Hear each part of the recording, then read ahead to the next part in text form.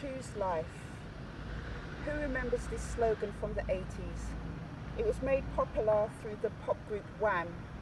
Back in the day, Wham used to wear white t-shirts with the black slogan that says choose life. I always used to remember thinking those t-shirts were really cool. And I want to just say to everyone out there that still likes 80s pop music like myself, just to big up really, because 80s pop music was fun during the time and it was cool.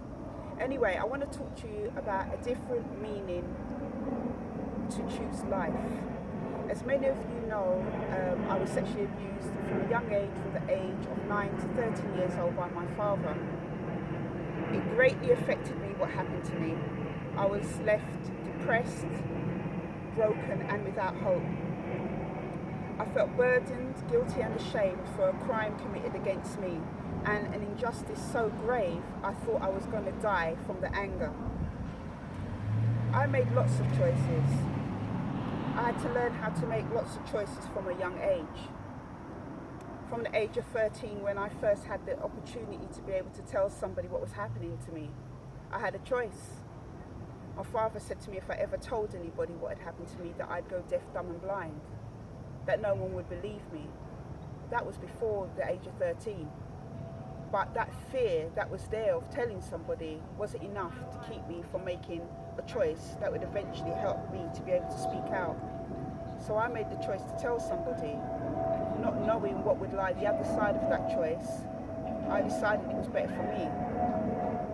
In the aftermath of what happened, I made some other choices that weren't so good for me, made from a place of hurt and despair. I made choices that were detrimental to my well-being. I smoked a lot, I drank a lot, I hurt people with my fists, I hurt people with my anger, I hurt people with my words.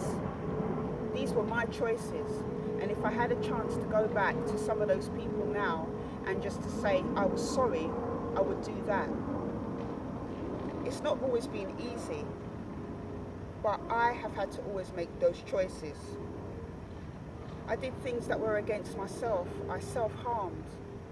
I told lies. I did things that really weren't the best thing to do.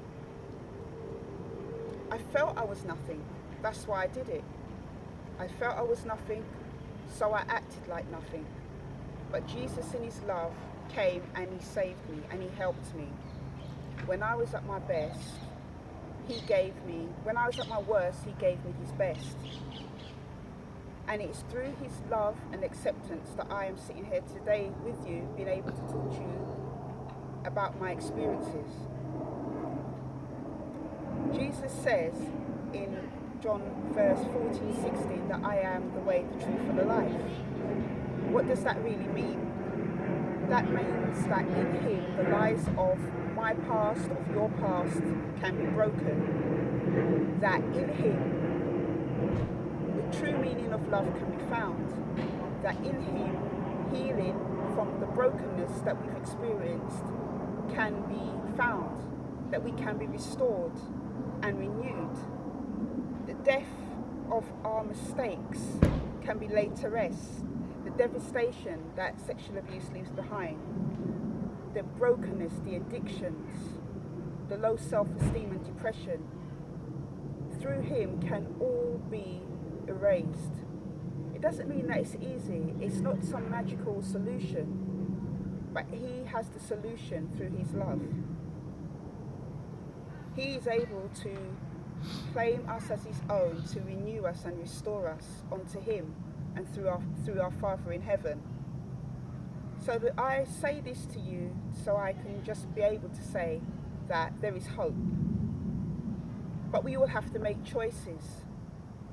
I know so many people who have been through abuse, who are still broken, who are hurting, who feel that they can't have a choice to be able to be free of what has happened to them. But I'm here to tell you today that you can, that there is always a choice.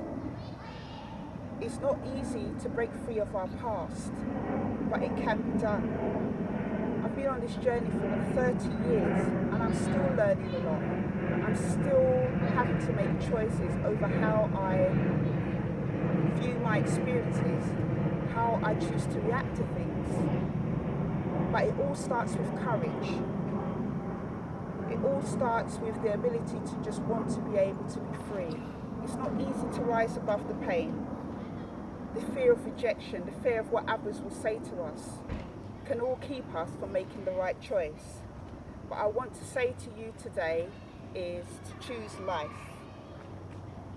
You have a choice now. You can't do anything about your past, but you can do something about your future. If you would like me to pray with you, or if you would like to talk to me, maybe you're thinking about speaking out, or you want to discuss maybe some areas around Jesus, around why these things have happened, or you're just maybe confused about what to do that is best for yourself. If you want to talk to me, or if you want me to pray with you, you can contact me at www.daughterarise.org.uk. That is my website, and on there you'll find the info address, and you'll find out more about the organisation Daughter Arise. So this is the first in a series of just small inspirational talks, just to say to you to choose life. Okay, thank you for listening, and have a good Sunday evening. Bye.